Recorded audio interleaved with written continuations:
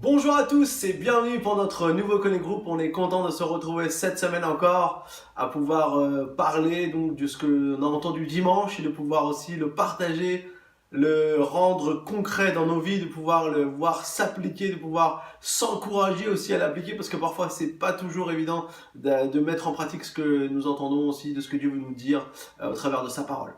Mais j'ai une bonne nouvelle pour vous aujourd'hui, c'est que nous pouvons le faire. Nous sommes capables de le faire et ensemble nous sommes plus forts. Et c'est pour ça que nous voulons aussi nous retrouver en Connect Group, pour ça que nous voulons partager les uns avec les autres des choses qu'on vit, parce que c'est ça qui nous rend plus forts.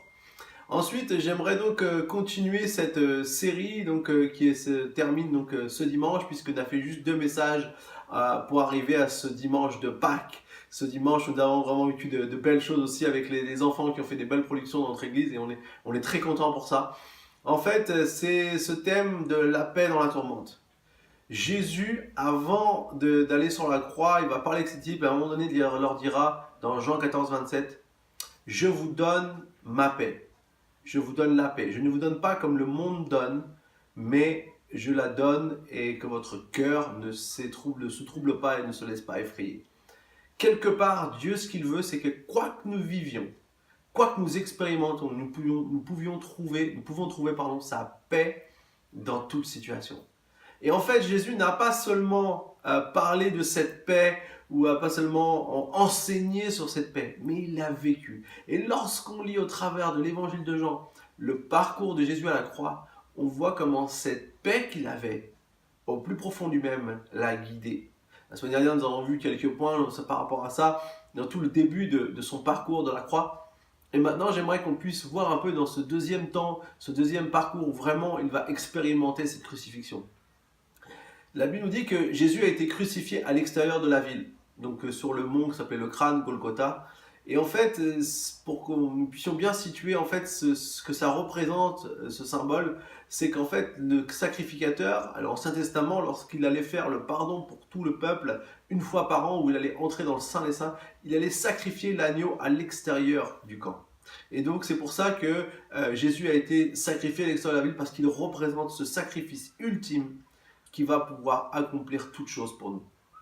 Mais lorsque Jésus a été dans ce temps à l'extérieur de la ville, ça a été un temps de souffrance maximale pour lui. On retrouve en fait ce temps où Jésus va expérimenter la douleur au plus profond de son être. Mais une des choses qui est incroyable, et que je crois que la paix que Dieu nous donne nous permet nous de vivre aussi dans une situation, c'est que quand bien même nous soyons dans une situation très difficile, quand bien même nous vivions quelque chose qui nous prend nos émotions, nos tripes, tout en nous, eh bien, on peut avoir une attitude qui peut être étonnante. L'attitude étonnante de Jésus, c'était que lorsqu'il était sur la croix, crucifié, comme je disais, c'est la pire des morts, parce que c'est la mort où on met le plus longtemps à agoniser. On souffre terriblement sur la croix. Et pendant qu'on est là, pendant que Jésus souffrait, ben Jésus avait une parole pour sa maman terrestre, Marie, et aussi pour Jean, puisqu'il a dit à Marie, il voit que Marie allait perdre son fils, et que pour elle c'était très dur, celui à qui elle a tout donné aussi dans cet amour de maman, eh bien il allait perdre ça, et il a pensé à ce manque qui allait arriver chez elle. Et du coup il a dit à Jean, mère, il a dit à mère, voici ton fils, donc en parlant de Jean, il a dit à Jean, voici ta mère. Et quelque part, Jean a pu à ce moment-là remplir un peu la fonction que Jésus avait sur cette terre lorsqu'il était le fils de Marie. On sait très bien que ce n'était pas le plan de Dieu, mais Jésus a pris soin de voir aussi la souffrance de Marie, alors que lui souffrait encore plus.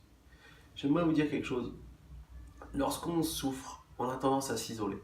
On a tendance à s'écarter des autres. On a tendance à vouloir se replier sur soi-même. Et ça, c'est le but de l'ennemi. Mais lorsque la paix de Dieu est en nous, elle nous permet de ne pas nous isoler des autres, mais au contraire, de peut-être voir aussi d'autres qui sont en train de souffrir, de voir aussi d'autres qui ont des besoins. Et je vais vous dire quelque chose, il n'y a rien de mieux que de pouvoir essayer de combler un besoin de quelqu'un, même lorsqu'on souffre nous-mêmes. Pourquoi? Parce que ça fait du bien. Parce que c'est ce qui nous apporte de la paix, c'est ce qui nous apporte de la joie, c'est ce qui nous donne du réconfort. Et je vais vous dire, c'est une idiotie ou une illusion de croire que nous ne pouvons rien faire lorsque nous souffrons. Alors oui, peut-être on n'a pas envie, oui, peut-être on n'est pas dans une attitude vraiment disposée, mais essayons de voir au-delà de nous-mêmes. Essayons de voir au-delà de ce que nous vivons. Ne restons pas focalisés seulement sur ce que nous vivons, mais essayons de voir plus loin. Et c'est ce que Jésus a fait. D'ailleurs, il a aussi dit sur la croix, lorsque tout le monde se moquait de lui, il n'a pas répondu, mais quand il a vu tout ce qui se passait, quand on l'a tiré sur son habit, il a dit Père, pardonne-leur car ils ne savent pas ce qu'ils font. Il avait encore un amour pour ces personnes parce qu'il allait mourir pour chacun. Il avait ce cœur pour les autres. Et je crois que c'est ce genre de cœur qu'on doit avoir, même parfois quand on est peut-être dans un moment difficile, dans une saison difficile de notre vie. Et bien c'est ce cœur qui nous permettra toujours de rebondir, d'aller de l'avant, d'aller plus loin. Ensuite, nous voyons que lorsque Jésus était donc sur cette croix et qu'il était au bord de mourir et que voilà, il était voilà, vraiment dans ses dernières paroles. À un moment donné, la Bible va nous dire dans l'évangile de Jean, afin que l'écriture s'accomplisse, il a dit j'ai soif. Lorsqu'il a dit j'ai soif, la Bible dit qu'on a pris une éponge qu'on a remplie de vinaigre et qu'on a mis sur une branche d'hysope, un pot de vinaigre qui se trouvait là. Alors les commentateurs ont beaucoup essayé de trouver pourquoi il y avait un pot de vinaigre là.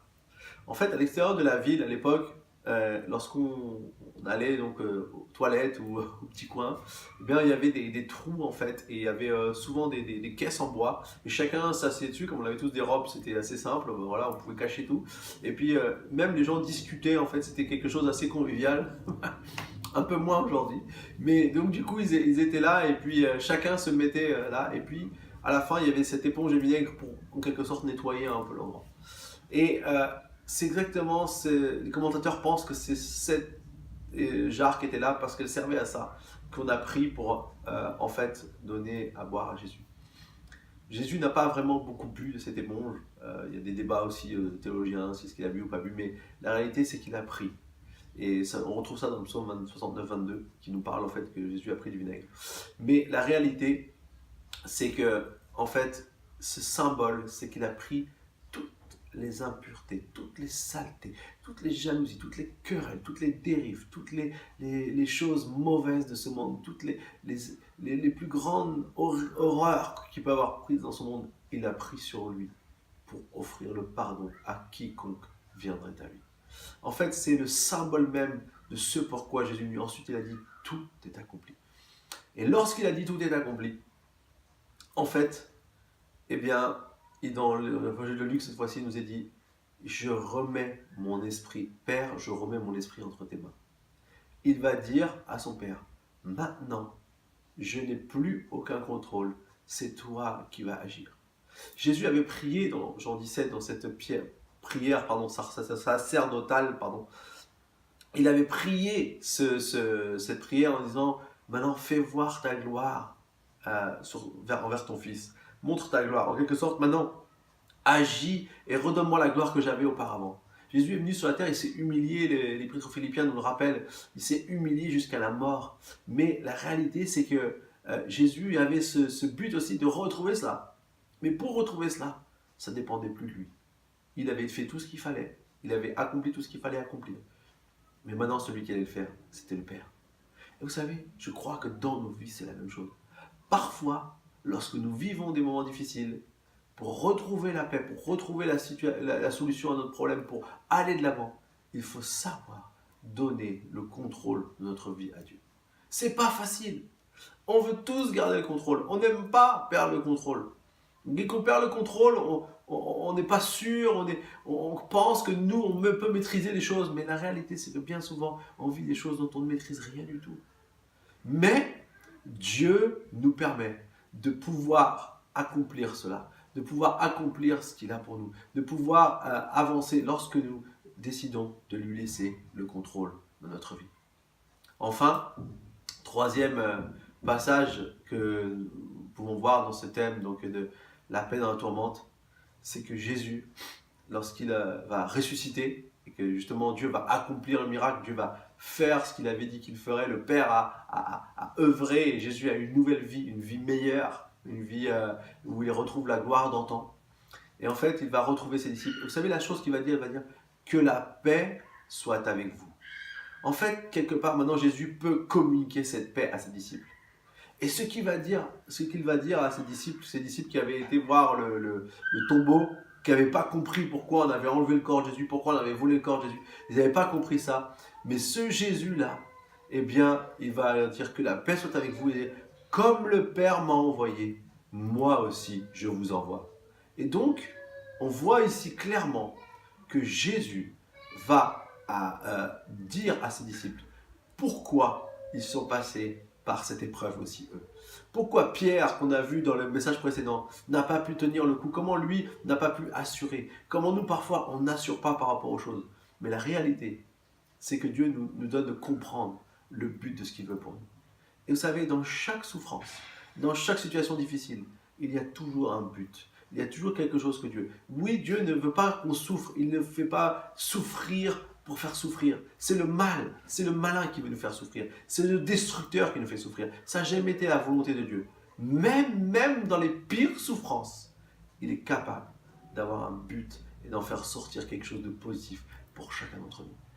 Alors je vous encourage vraiment à retrouver cette paix. Peu importe la tourmente où vous êtes, peut-être vous n'êtes pas dans une tourmente aujourd'hui, mais rappelez-vous de ces points, rappelez-vous de ces paroles, en gardant cet exemple que Jésus a été magnifique lorsqu'il a affronté la situation la plus difficile de sa vie. Voilà, j'aimerais prier avec vous et ensuite on va passer à un temps de questions. Seigneur Jésus, merci parce que Seigneur, tu nous aides, Seigneur, les uns et les autres à pouvoir accomplir tout ce que tu veux que nous puissions accomplir sur cette terre.